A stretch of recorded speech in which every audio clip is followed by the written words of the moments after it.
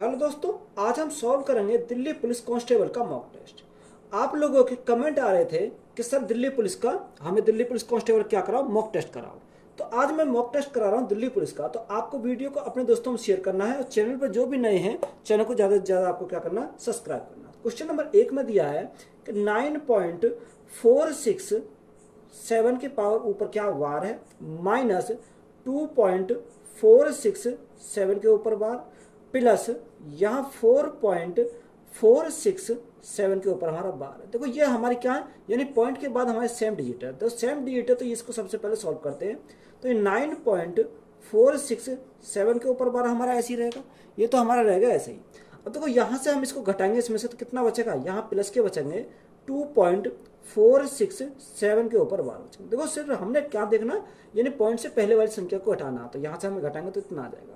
तो यहाँ से देखो, अगर मैं इसमें से इसको जोड़ता हूँ तो 9 और 2 कितना हो जाएगा, 11, 11.467 के ऊपर बार होगा। अब देखो या तो आप बेसिक से बनाओगे, अब बेसिक से बनाओगे तो ये इसको x मानोगे, 100 की मल्टीप्लाई करोगे तो 100x हो जाएगा। फिर हम 10 की मल्टीप्लाई करेंगे 1000 हो जाएगा। 1000 में 100 से घटाएंगे तो कितना का, 900 आएगा। तो यहाँ देखो 900 वाला हमारा राइट आंसर हो जाएगा। अब यहाँ बेसिक से हम नहीं करना तो हम कैसे करेंगे, डायरेक्ट हम, क्योंकि आंसर चाहिए। अब हम आंसर चाहिए तो हम कैसे सॉल्व करेंगे। देखो यहाँ थोड़ी देर पॉइंट को भूल जाओ। तो यहाँ संख्या कितनी है, संख्या हमारी 11, 46, 7 हमारी है। अब इसमें से किसको घटाना है, इसमें से हमें जो बार से पहले वाली जो संख्या उसको हमें घटाएंगे। तो यहाँ कितना घटाएंगे, 11, 46 को हम घटाएंगे। बात क्लियर है यहाँ तक, बटे। अब देखो जितने के ऊपर बार है उतना हम लिखेंगे 9, और जिसके ऊपर बार नहीं है यानी पॉइंट से, अब यहाँ देखेंगे दोनों संख्या को, पॉइंट से पहले वाली संख्या को। तो यहाँ कितनी, दो संख्या, तो हम इसके लिखेंगे 2 जीरो लिख देंगे। बात यहाँ तक क्लियर है। अब देखो यहाँ से मैं घटाऊंगा तो कितना, 7 में 6 गया तो मेरा 1 बचेगा। यहाँ 6 में से 4 गया तो हमारा कितना बचेगा, 2 बचेगा। 6 में से 4 गया 2 बचा। यहाँ 4 में से 1 गया, 4 में से गया 3 बचा। 1 में से 1 गया तो हमारा 0 बचेगा और 1 आ जाएगा। कितना, 1 आ जाएगा। यानी 10,321 और बटे हमारा कितना का, 900 हो जाएगा। तो राइट आंसर हमारा कितना है, राइट आंसर हमारा बनेगा 10,321 बटे कितना हो जाएगा, 900 हो जाएगा। तो यही हमारा क्या है, इस क्वेश्चन का राइट आंसर है। एक छोटे पैमाने पर व्यवसाय में निम्नलिखित खर्चे होते हैं: खरीद पर 25%, कर्मचारियों के वेतन पर 25% और रखरखाव पर 50%। यदि व्यवसाय 2 लाख रुपए का कुल वेतन चुकाता है तो रखरखाव पर इसका खर्च क्या है। हमें पूछा रखरखाव पर। अब देखो उसने बोला कि यदि व्यवसाय पे कितना, 2 लाख रुपए। तो व्यवसाय के लिए उसने बोला कितना, 2 लाख रुपए हैं। तो यह व्यवसाय के लिए अगर हम बात करें कितना रखा, उसने बोला खरीद पर 25%, कर्मचारियों के वेतन 25% और रख रखाव पर हमारा कितना, 50% पर। तो यहाँ कुल वेतन चुकता करता है कितना, 2 लाख रुपए व्यवसाय पर। अगर हम यहाँ बात करें, ये 2 लाख जो कितने की वैल्यू है, ये हमारा वेतन में 25% है। तो ये हमारी कितनी की वैल्यू है, 25% की वैल्यू है। हमसे उसने पूछा क्या, हमसे उसने पूछा कि बताओ रख रखाव पर इसका खर्च क्या है। अब रख रखाव पर कितना, 50% है। तो यहाँ रख रखाव 50%, तो 50% की वैल्यू हमें निकालनी है। देखो 25 से काटेंगे कितनी बार जाएगा, 2 बार जाएगा। तो 2 लाख गुना 2 हमारा कितना आएगा, यहाँ से हमारा 4 लाख आ जाएगा। कितना, 4 लाख हमारा यहाँ से जाएगा। तो यही हमारा क्या है, इस क्वेश्चन का राइट आंसर है। तो यही हमारा राइट आंसर हो जाएगा। 10% पानी युक्त 16 लीटर दूध को इतना पतला करने के लिए उसमें कितने लीटर पानी मिलाया जाना चाहिए कि मिश्रण में पानी की मात्रा 20% हो। अब यहाँ उसने बोला कि 20% पानी की मात्रा हो। देखो उसने बोला कि 10% युक्त 16 लीटर दूध को। अब देखो 16 लीटर क्या दूध है, 10% पानी युक्त है। तो शेष हमारा कितना बचेगा, शेष हमारा, अगर हम 100 में से 10% पानी युक्त घटा दें तो शेष हमारा बचेगा, शेष कितना बचेगा, 90% बचेगा। कितना, 90% हमारा शेष बचेगा। बराबर उसने बोला कि दूध को इतना पतला करने के लिए उसमें कितने लीटर पानी मिलाया जाए। अब देखो यहाँ अगर हम पानी मिला रहे हैं तो 16 लीटर टोटल है। तो 16 लीटर में हमने माना कि x लीटर हमने क्या मिलाया, पानी मिलाया। तो x लीटर पानी मिलाने पर उसने क्या होता है, मात्रा 20% हो जाती है। तो मात्रा 20% हो जाती है तो मिश्रण में पानी की मात्रा 20% हो जाती है।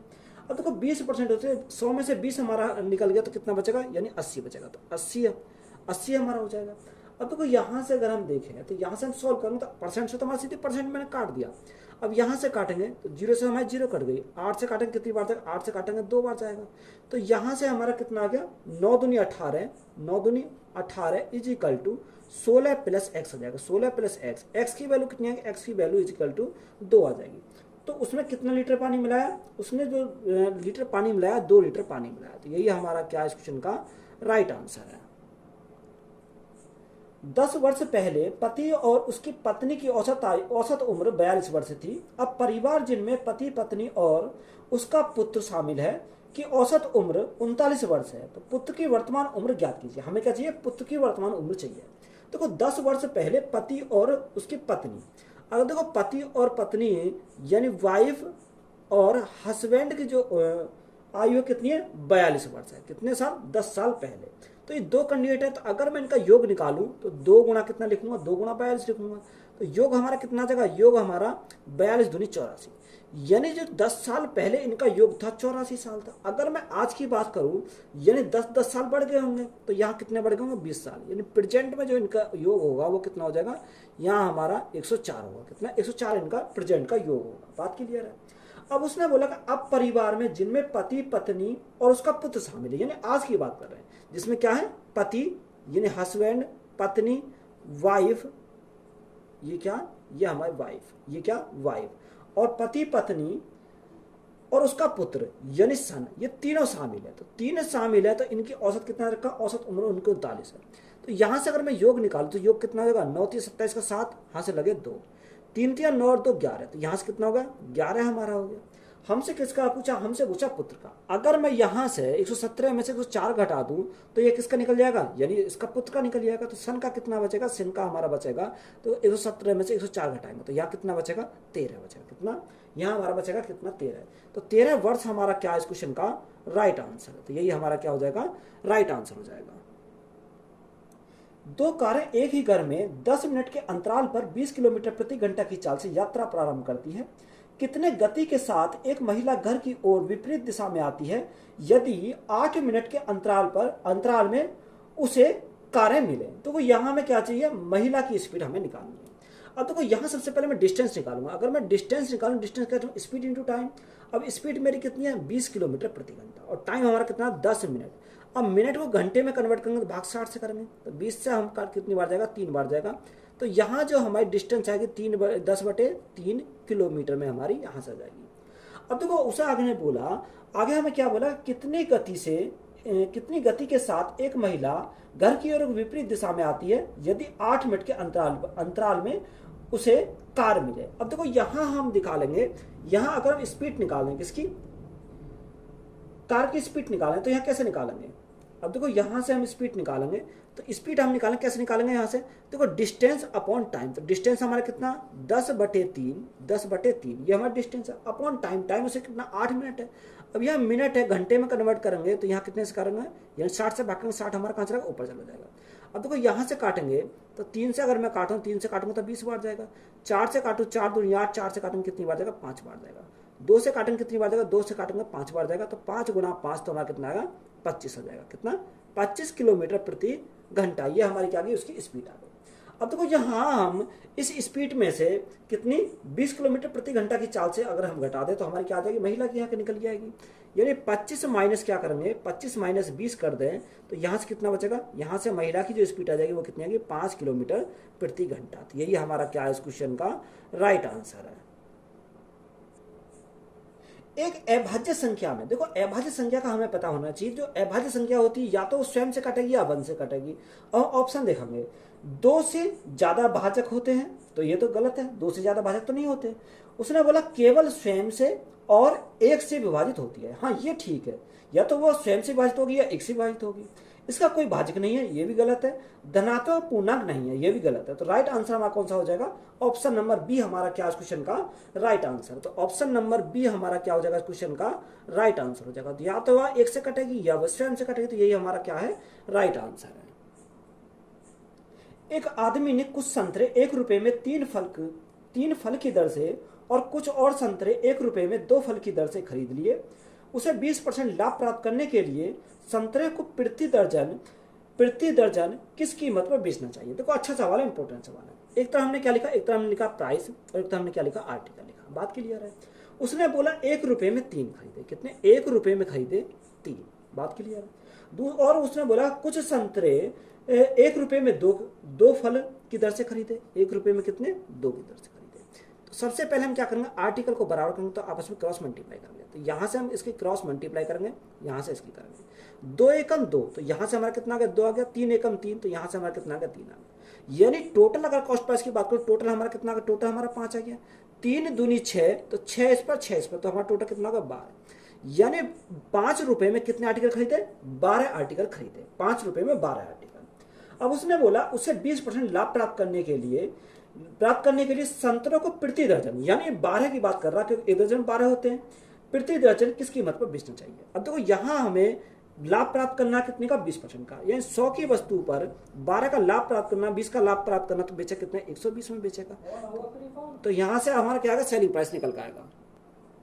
तो यहां से अगर मैं काटूं, देखो 5 से काटूं कितनी बार जाएगा, 20 बार जाएगा, और 20 से काटूं कितनी बार जाएगा, 6 बार जाएगा। तो यहां से राइट आंसर हमारा कितना आ जाएगा, 6 रुपए हमारा क्या हो जाएगा, इस क्वेश्चन का राइट आंसर हो जाएगा। तो यही हमारा क्या है, राइट आंसर है। यदि 3 नल एक साथ खोले जाते हैं तो एक टंकी 12 घंटे में पूरा भर सकता है। एक नल इसे 10 घंटे में पूरा भर सकता है और दूसरा नल इसे 15 घंटे में पूरा भर सकता है। जबकि तीसरा पाइप एक निकासी पाइप है जो टंकी को खाली करता है। जब कोई अन्य पाइप नहीं खुला है तो तीसरा पाइप पूरी भरी हुई टंकी को कितने समय में खाली कर सकता है। देखो अच्छा सवाल है, इंपॉर्टेंट सवाल है। यानी अगर 3 नल एक साथ खुले जाए तो टंकी कितने में भरती है, यानी ए हमने माना 3 नल कौन, ए बी और सी है, तो उन्हें कितने घंटे का टाइम लगता है, यानी पूरा भरने में उन्हें 12 घंटे का टाइम लगता है। अब उसने बोला कि एक नल, यानी एक नल हमने यहाँ मान लिया, ए मान लिया, एक नल 10 घंटे में पूरा भरता है और दूसरा नल, यानी दूसरा कितना मान लिया, बी मान लिया, दूसरा नल इसे 15 घंटे में पूरा भरता है, यानी इसको 15 घंटे लगते हैं। तो यहाँ अगर मैं एलसीएम निकालूं तो एलसीएम कितना का, 60 आ जाएगा, कितना 60 आ जाएगा, 12 पंजे 60, 10 छिंग 60, 15 चौका 60, यानी ए की क्षमता कितनी आ गई, 6 आ गई, बी की क्षमता कितनी आ गई, 4 आ गई। अब देखो तीनों की क्षमता 5 है, तो यहाँ दोनों की क्षमता मिलाकर 10 हो गई, तो यहाँ 10 में से कितना घटाएंगे, 5 आ जाए, तो हमें कितना घटाना पड़ेगा, 5 घटाना, यानी सी जो है हमारा क्या खाली करने वाला है। उसने हमें बोला कि जब कोई अन्य पाइप नहीं खुला है तो तीसरा पाइप पूरी भरी टंकी को कितने समय में खाली करेगा। तो ये खाली करने वाला है, तो टाइम यानी पाइप सी है वो खाली करने वाला, तो यहाँ टैंक की कैपेसिटी कितनी है, 60 है। और यहाँ भाग कितने से करेंगे, 5 से करेंगे, तो 5 से भाग करेंगे कितनी बार जाएगा, 12 बार जाएगा। तो यहाँ जो तीसरे पाइप को खाली करने में कितना टाइम लगेगा, 12 घंटे का टाइम लगेगा। तो यही हमारा क्या हो जाएगा इस क्वेश्चन का राइट आंसर है। एक आयत जिसके आयाम 4 सेंटीमीटर और 5 सेंटीमीटर है को मोड़कर एक समबाहु त्रिभुज बनाया जाता है। इस प्रकार निर्मित समबाहु त्रिभुज का क्षेत्रफल कितना है। देखो अच्छा सवाल है, अगर फॉर्मूला पता है तो हमारा आंसर निकल कर आ जाएगा।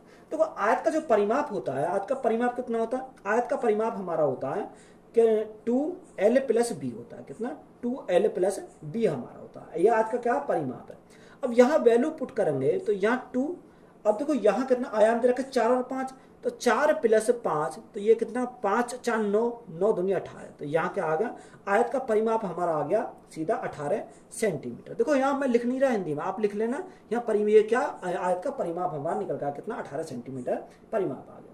अब उसने बोला को मोड़कर एक समबाहु त्रिभुज बनाया जाता है, क्या बनाया था, समबाहु त्रिभुज। समबाहु त्रिभुज का क्या निकालेंगे, परिमाप निकालेंगे। समबाहु त्रिभुज का परिमाप कितना होता है, 3 गुणा भुजा, यानी 3 गुणा भुजा। अब भुजा का हमें क्या, भुजा तो हमें पता नहीं है, अब भुजा नहीं पता तो हमने इसको कितना मान लिया, यानी ए मान लिया।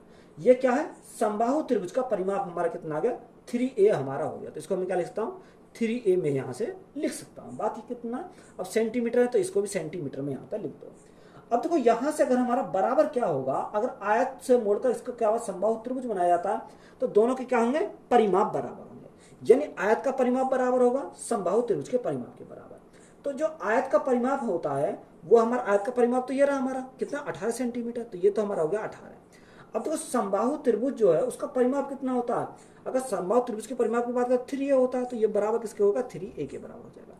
3 से काटेंगे कितनी बार जाएगा, 6 बार जाएगा, तो a की वैल्यू हमारी कितनी मिल गई, a की वैल्यू हमारे यहाँ से 6 सेंटीमीटर मिल गई, कितनी 6 सेंटीमीटर, यानी भुजा हमें मिल गई यहाँ से कितनी 6 सेंटीमीटर। अब हमें समबाहु त्रिभुज का क्षेत्रफल पूछा, यानी एरिया हमसे पूछा समबाहु त्रिभुज का, तो यहाँ एरिया का फॉर्मूला कितना, √3/4 भुजा स्क्वायर होता है, √3/4 भुजा स्क्वायर। अब भुजा हमारी कितनी है, 6 × 6, तो यहाँ क्या आएगा, समबाहु त्रिभुज का हमारा क्षेत्रफल निकल कर आ जाएगा। देखो यहाँ से अगर मैं काटूं, तो यहाँ से अगर मैं काटूं 2 से काटूंगा 2 दूनी 4, 2 से काटूंगा 2 3 6, 2 से काटूंगा 2 3 6, तो यहाँ समबाहु त्रिभुज का क्षेत्रफल कितना, 3 × 3 9√3 सेंटीमीटर स्क्वायर, क्योंकि सेंटीमीटर में दे रखा, तो यही हमारा क्या हो जाएगा इस क्वेश्चन का राइट आंसर है। किसी लंबवृत्तीय शंकु की तिर्यक ऊंचाई 13 सेंटीमीटर है और इसके आधार का क्षेत्रफल 144 पाई सेंटीमीटर स्क्वायर है, तो शंकु का आयतन ज्ञात कीजिए। देखो यहाँ हमें जो रखा है एक लंबवृत्तीय शंकु है, उसकी तिर्यक ऊंचाई को हम दर्शाते हैं किससे, एल से। एल हमारा कितना रखा, 13 सेंटीमीटर हमें से दे रखा है। अब उसने बोला कि जो आधार का क्षेत्रफल कितना, 144 पाई स्क्वायर। तो आधार का क्षेत्रफल की अगर बात करें तो आधार का क्षेत्रफल कितना होता है, पाई आर स्क्वायर होता है। कितना, पाई आर स्क्वायर होता है, जो बराबर हमारा क्वेश्चन कितना रखा, 144 पाई के बराबर दे रखा। कितना, 144 पाई के बराबर देखा। तो पाई से तो हमारा पाई कैंसिल हो गया, आर स्क्वायर 144, तो आर की वैल्यू हमारी कितनी है, आर की वैल्यू हमारी 12 का स्क्वायर होता है। कितना, 12 होगा। तो यहाँ से आर की वैल्यू हमारी कितनी आ गई, 12 सेंटीमीटर आ गई। तो यहाँ एल भी मिल गया और हमारा आर भी मिल गया। अब हमें देखो एच की जरूरत पड़ेगी। अगर हमें एच निकालना तो एच हम कैसे निकालते हैं, एच हम निकालते हैं is equal to under root L square कितना, यानी 13 का स्क्वायर माइनस आर स्क्वायर, क्योंकि यही फॉर्मूला होता है एच निकालने का। अब देखो एच हम निकालेंगे तो यहाँ कितना आर हमारा कितना, आर है हमारा यहाँ से 12 का स्क्वायर। अब ए स्क्वायर माइनस बी स्क्वायर एक बार जोड़ो तो एक बार घटा दो, तो यहाँ से हम 13 और 12 को जोड़ेंगे कितना का 25 आ जाएगा। और 13 में से 12 गए तो हमारा कितना बचेगा, 1 बचेगा। तो यहाँ 25 का अगर रूट से बाहर निकालेंगे कितना का 5 आएगा। यानी एच हमारा आ गया कितना, 5 सेंटीमीटर हमारा एच आ गया।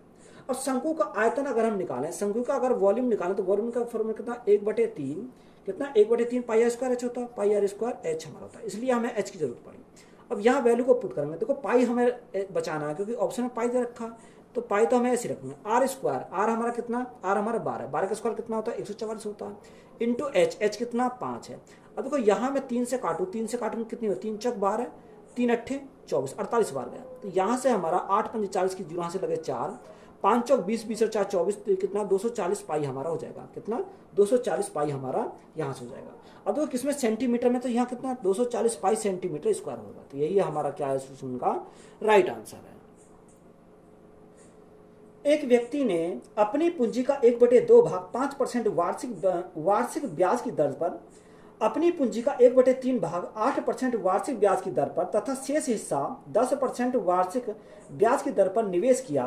एक वर्ष में उसके तीनों निवेशों से प्राप्त कुल आय 820 रुपये है, तो उसकी कुल निवेशित पूंजी ज्ञात कीजिए। देखो अच्छा सवाल है, इंपॉर्टेंट सवाल है। पूंजी का कितना, 1/2, कितना 1/2, दूसरा हमारा कितना 1/3। अब देखो यहाँ से 2 और 3 का एलसीएम लेंगे कितना आएगा, 6 आ जाएगा।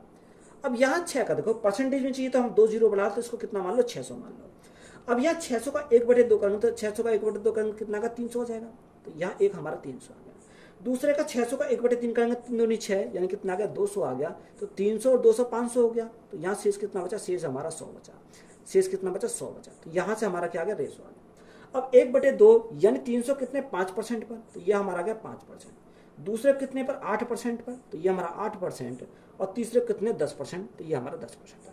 अब देखो यहाँ से सॉल्व करेंगे, 300 का 5% कितना होता है, 300 का 5% निकालेंगे तो 15 आ जाएगा। यहाँ 200 का 8% निकालेंगे, 200 का 8% यानी 8 दूनी 16 आ जाएगा। और यहाँ 100 का 10% निकालेंगे कितना का 10 आ जाएगा। अगर मैं यहाँ से जोड़ूं तो जोड़ने पर कितना आएगा, यहाँ जोड़ने पर हमारा 10 30 41 आएगा। कितना 41 हमारा यहाँ से जाएगा।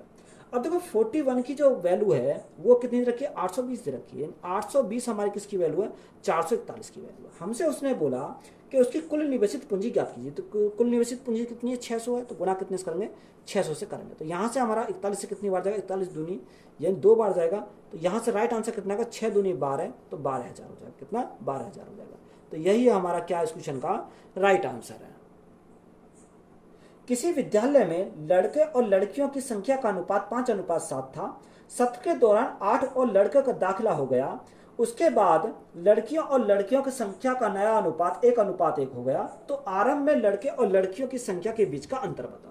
तो यहाँ लड़के और लड़कियां यानी बॉय और हमारे क्या गर्ल है, इनका रेशो कितना रखा, 5:7 दे रखा। कितना 5:7। अब उसमें क्या हुआ कि इस दौरान 8 और लड़कों का दाखिला हो गया। तो अनुपात कितना हो गया, 1:1 हो गया। कितना 1:1 हो गया। अब लड़के को जो अन्य 8 का हमें दाखिला कर दिया तो ये तो हमारा 0 रहेगा। तो यहाँ क्रॉस मेथड अप्लाई करेंगे तो यहाँ से देखो 7 एकम 7, 5 एकम 5, डिफरेंस कितने का 2 का आ जाएगा, क्योंकि 7 में से 5 गया तो हमारा 2 का डिफरेंस आ जाएगा। इजिकल टू यहाँ 1 गुणा 0 तो 0, 8 एकम 8 तो ये हमारा 8 के बराबर हो जाएगा। 2 की वैल्यू हमारे 8 है तो 1 की वैल्यू कितनी है, 4 आ गई। यानी 1 रेशो की वैल्यू हमारी कितनी आ गई, 1 रेशो की वैल्यू हमारी 4 आ गई। हमें क्या पूछा, अंतर पूछा, तो अंतर कितने का इनका 2, तो 2 यूनिट की वैल्यू पूछी है, तो 2 गुना कितना कर देंगे, 2 गुना 4 करेंगे तो हमारा कितना आ जाएगा, 8 आ जाएगा। तो 8 हमारा क्या है इस क्वेश्चन का राइट आंसर है। निम्न में से कौन सी संख्या 7, 11 और 13 से विभाजित है? देखो जो संख्या 7 से विभाजित होगी, 11 से विभाजित होगी और 13 से विभाजित होगी, तो जो संख्या 7 से 11 से और 13 से विभाजित होगी वो इनके एलसीएम से विभाजित होगी। तो यहाँ 7, 11 और 13, देखो ये अच्छा यानी इंपॉर्टेंट है, यानी इसको हम यहाँ याद रखेंगे। अगर मैं इनकी मल्टीप्लाई करता हूँ कितना था, 1001 हमारा यहाँ हमेशा आएगा कितना, 7, 11 और 13 का।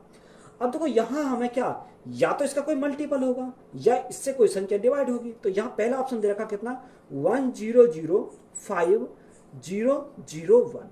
अब देखो इससे इसको डिवाइड करेंगे तो कितनी, एक बार जाएगा तो यहाँ 4 बचेगा, तो ये 4 बार तो जाएगा नहीं, तो ये तो हमारा नहीं जा सकता, इससे डिवाइड नहीं होगा। दूसरा ऑप्शन मैंने कितना रखा, 1003,001। अब देखो यहाँ से एक बार जाएगा तो यहाँ कितना बचेगा, 2 बचेगा, तो यहाँ हमारा दो बार भेजेंगे तो यहाँ कितना 2 आ जाएगा, तो ये भी हमारा नहीं डिवाइड होगा। अब हमारा तीसरा ऑप्शन दे रखा है 1004,001। अब देखो यहाँ एक बार जाएगा तो यहाँ 3 बचेगा, तो ये 300 हो जाएगा, 301 हो जाएगा, तो ये हमारा तब भी नहीं जाएगा, 3001 हो जाएगा सॉरी, तो ये भी हमारा नहीं जाएगा। चौथा ऑप्शन हमारा राइट आंसर है, यानी चौथा ऑप्शन क्या रखा, 1002,001। अब देखो यहाँ मैं 101 से जाऊंगा तो कितना बचेगा, 1 बचेगा, यानी 101 सॉरी 1001 बचेगा। अब 1001 से हम डिवाइड करेंगे तो पूरा पूरा कैंसिल हो जाएगा। या देखो अगर आप देखोगे तो जस्ट इसका क्या है, जस्ट इसका स्क्वायर है, क्या है, स्क्वायर है, तो यही हमारा क्या हो जाएगा राइट आंसर, क्योंकि यही इससे हमारा पूरा पूरा डिवाइड हो रहा, तो यही हमारा राइट आंसर है। राम नरेश एक बैग खरीदता है जिसका अंकित मूल्य 400 रुपये है। वह इसे 2 क्रमागत छूट के बाद 160 रुपये में खरीदता है। यदि दूसरी छूट 20% है तो पहली छूट ज्ञात कीजिए। अच्छा सवाल है, इंपॉर्टेंट है। देखो यहाँ उसने पहली छूट पूछी है। अब पहली छूट पूछी है तो कैसे निकालें, अंकित मूल्य कितना 400 है। देखो डायरेक्ट में सॉल्व कर रहा हूँ, 400 है। अब देखो यहाँ पहली छूट उसने पूछी है, यानी 100 माइनस हमने मानी पहली छूट कितनी है, x है, और यहाँ बटे में क्या करते हैं, बटे में 100 करते हैं, तो यह हमारी पहली छूट है। इनटू दूसरी छूट कितनी है, दूसरी छूट 20% है, तो 20% का फ्रैक्शन वैल्यू 1/5, यानी 5 थी, 5 में 1 का हम छूट दे तो बेचा कितने में, 4 में बेचा। तो हमने उसको बेचा, उसके लिए क्या, उसके यानी हमारे लिए तो सीपी है, सॉरी एसपी है, उसके लिए क्या है, सीपी है, उसके लिए क्या है, सीपी है। तो बराबर उसने कितने में खरीदा, 160 में खरीदा, तो ये बराबर हो जाएगा कितने में, 160 के बराबर हो जाएगा। हमारे लिए एसपी है, उसके लिए क्या है, सीपी है। अब देखो यहाँ से सॉल्व करेंगे तो कैसे सॉल्व करेंगे, अगर मैं यहाँ देखूँ 2 जीरो से में 1 कट गई, 2 जीरो कट गई। अब यहाँ 4 चौक 16, 4 चौक 16 से कितनी बार जाएगा, ये हमारा 10 बार जाएगा, तो यहाँ कितना बचेगा, 100 माइनस एक्स बचेगा इजिकल टू 5 गुना 10 यानी 50 हो जाएगा। अब x इधर जाएगा तो प्लस का होगा, x बराबर हमारा कितना होगा, x बराबर ये इधर जाएगा तो माइनस का होगा, तो x बराबर कितना होगा, 50 हो जाएगा। यानी जो हमारी पहली छूट जो आएगी वो कितनी आएगी, 50% की आएगी। तो यही हमारा क्या है इस क्वेश्चन का राइट आंसर है। 70 किलोमीटर प्रति घंटा की चाल से चल रही एक रेलगाड़ी P समांतर पटरियों पर समान दिशा में 56 किलोमीटर प्रति घंटा की चाल से चल रही है। 170 मीटर लंबी एक अन्य रेलगाड़ी Q यानी 1 सही 1/2 मिनट में पूरी तरह से पार कर जाती है। तो रेलगाड़ी P के सम्मुख दिशा में 74 किलोमीटर प्रति घंटा की चाल से चल रही है। 220 मीटर लंबी रेलगाड़ी R को पूरी तरह से पार करने में कितना समय सेकंड में लगेगा। देखो वेरी वेरी इंपॉर्टेंट क्वेश्चन है, यहाँ समझेंगे। 2 रेलगाड़ी है, एक P है और एक Q है। तो यहाँ सबसे पहले P और Q को ले बोला, तो ये हमारी P है। तो यहाँ P की स्पीड कितनी है, 70 किलोमीटर प्रति घंटा, 70 किलोमीटर प्रति घंटा। लंबाई हमें पता नहीं, तो लंबाई हमने मान लिया L। दूसरी रेलगाड़ी क्या, Q है। अब Q के लिए स्पीड कितनी है, Q के लिए स्पीड हमारी 56 किलोमीटर प्रति घंटा, कितनी, 56 किलोमीटर प्रति घंटा। और ये लंबाई कितनी है, इसकी लंबाई है 170 मीटर, 170 मीटर क्या है, लंबी है। अब एक दूसरे क्रॉस करने में टाइम लेती है, ये टाइम जो लेती है वो ये 1.5 मिनट का टाइम लेती है, कितना, 1.5 मिनट का ये क्या लेती है, टाइम लेती है। अब यहाँ से हम इसकी लंबाई अगर निकाल लें तो हमारा क्या बन जाएगा, बात बन जाएगी।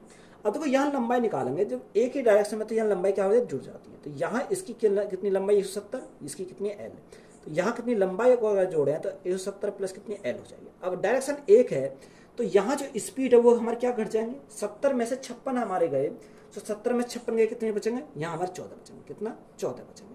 अब ये किलोमीटर प्रति घंटा में है, तो यहाँ किलोमीटर प्रति घंटा में इसको मीटर प्रति सेकंड में कन्वर्ट करो, तो ये मीटर प्रति सेकंड में कन्वर्ट करेंगे तो गुना 5/18 करेंगे, तो 18 हमारा चलेगा ऊपर चला जाएगा। इजिकल टू टाइम उसे कितना लगता है, टाइम उसे लगता है 1.5 मिनट।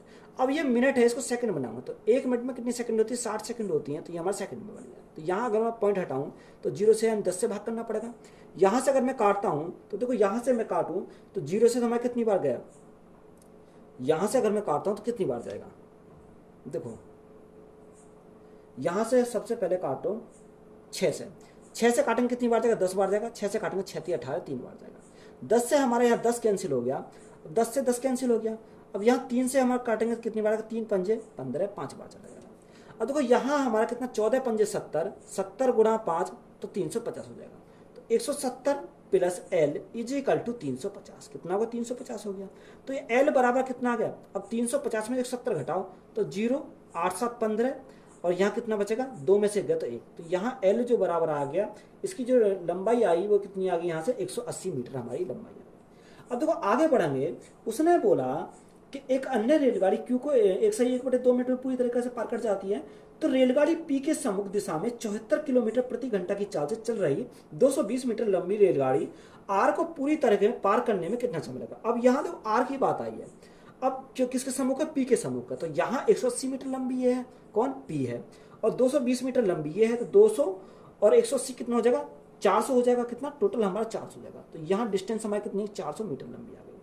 अब यहाँ 74 किलोमीटर प्रति घंटा है, अब अपोजिट डायरेक्शन है। 70 ये है, तो यहाँ कितनी आ गई, 74 और 70 144 हो जाएगा। कितना, 144 हमारा हो जाएगा। अब ये किलोमीटर प्रति घंटा में मीटर प्रति सेकंड बनाएंगे, गुणा करेंगे 5/18 तो 18 हमारा ऊपर चला जाएगा।